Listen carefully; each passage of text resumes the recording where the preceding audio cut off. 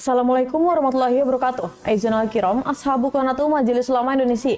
Sanakum melakum nasrah al-khabarul waki bima dinatibikasi halian. Makum Amanda Putri Mediani Madinatubikasi fil akhbari minha. Mengawali berita pada hari ini, penjabat Wali Kota Bekasi Raden Gani Muhammad pada Kamis 16 Januari 2025 pagi melangsungkan pelantikan 27 pejabat eselon 2, 3, dan 4. Pelantikan ini dilakukan menyusul adanya perubahan nomenklatur di 4 organisasi perangkat daerah atau OPD. Puluhan pejabat tersebut dikukuhkan sesuai dengan susunan organisasi dan tata kerja yang baru. 4 OPD yang mengalami perubahan nomenklatur diantaranya Sekretariat Daerah, Dinas Perhubungan, Dinas Bina Marga dan Sumber Daya Air, serta Dinas Komunikasi, Informasi, Statistik, dan Persandian atau Diskominfo Standi Kota Bekasi. Pengukuhan puluhan pejabat kemarin telah memperoleh pertimbangan dari Badan Kepegawaian Negara dan rekomendasi Menteri Dalam Negeri. Berita selanjutnya, Dinas Perumahan, Kawasan, dan Pertahanan atau Disperkimtan Kota Bekasi bahwa mereka tengah menyusun proyeksi pembangunan lanjutan untuk realisasi tahap ketiga gedung gelanggang olahraga pada tahun 2025. Langkah ini dilakukan menyusul penyelesaian pembangunan fisik GOR terpadu tahap kedua telah mencapai 60%. Pembangunan tahap ketiga ini akan difokuskan pada sisi selatan gedung secara menyeluruh. Edi mengatakan bahwa gedung tersebut nantinya akan memiliki 5 lantai sebagai kelanjutan dari bangunan gedung 6 lantai pada tahap kedua.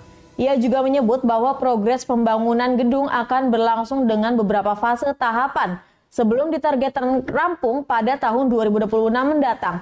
Ini dilakukan sebagai penyelenggaraan Pekan Olahraga Provinsi Jabar tahun 2026. Berita selanjutnya, Windai, seorang ibu dari 2 bocah kakak beradik berinisial MA yang berusia 5 tahun dan MHA yang berusia 3 tahun, yang hanyut di Kali Bekasi tak jauh dari rumahnya, menceritakan sebelum kejadian tersebut. Menurut Winda, peristiwa itu bermula ketika MA meminta izin untuk mengajak MHA bermain di depan rumah kontrakan mereka di Gang Angsana 1, RT 7, RW 7, Kelurahan Bekasi Jaya, Kecamatan Bekasi Timur sekitar pukul 7.00 waktu Indonesia Barat. Sekitar pukul 8.00 waktu Indonesia Barat, Winda merasa ada yang tidak beres karena mereka sudah tidak mendengar suara anak-anaknya. Ia pun keluar rumah dan mulai mencarinya. Saat menyusuri sekitaran Kali Bekasi, Winda terperanjat ketika mendapati 2 pasang sendal yang biasa dipakai kedua buah hatinya. Diketahui 2 bocah kakak beradik, MA yang berusia 5 tahun dan MHA yang berusia 3 tahun, hanyut di Kali Bekasi, Jalan Kiai Haji Agus Salim, Kelurahan Bekasi Jaya, Kecamatan Bekasi Timur, Kota Bekasi pada Senin 16 Januari 2025. Berdasarkan laporan yang diterima di Disdam Karmat, kedua korban hanyut saat berenang di kali tersebut. Tim SAR gabungan yang terdiri dari personel Disdam Karmat, BPBD, dan relawan langsung melakukan pencarian sejak pukul 11.15 waktu Indonesia Barat setelah menerima laporan. Korban MA ditemukan mengambang dalam kondisi meninggal sekitar pukul 15.00 waktu Indonesia Barat sejauh 1 km dari titik hanyut. Jasad korban kemudian diserahkan kepada pihak keluarga.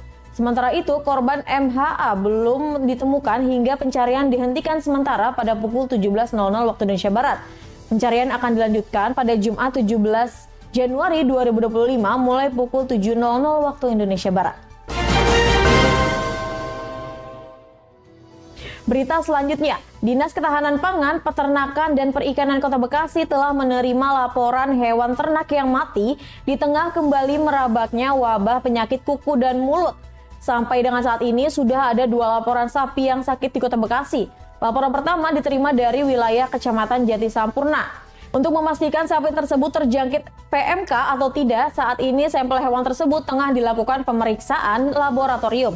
Laporan kedua diterima dari wilayah Jati Asih. Terdapat 1 ekor sapi yang sakit.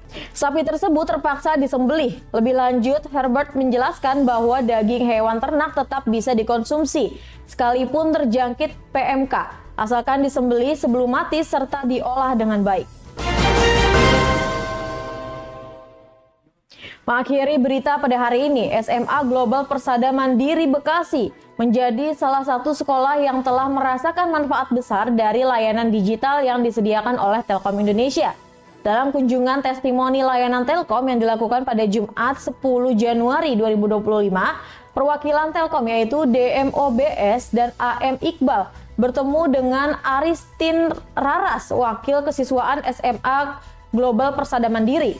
Kunjungan ini bertujuan untuk mengevaluasi dampak layanan Telkom terhadap proses pembelajaran di sekolah tersebut, serta mendengarkan langsung harapan pihak sekolah. Selama 1 tahun terakhir, SMA GPM telah menggunakan layanan internet Telkom serta platform digital pijar sekolah.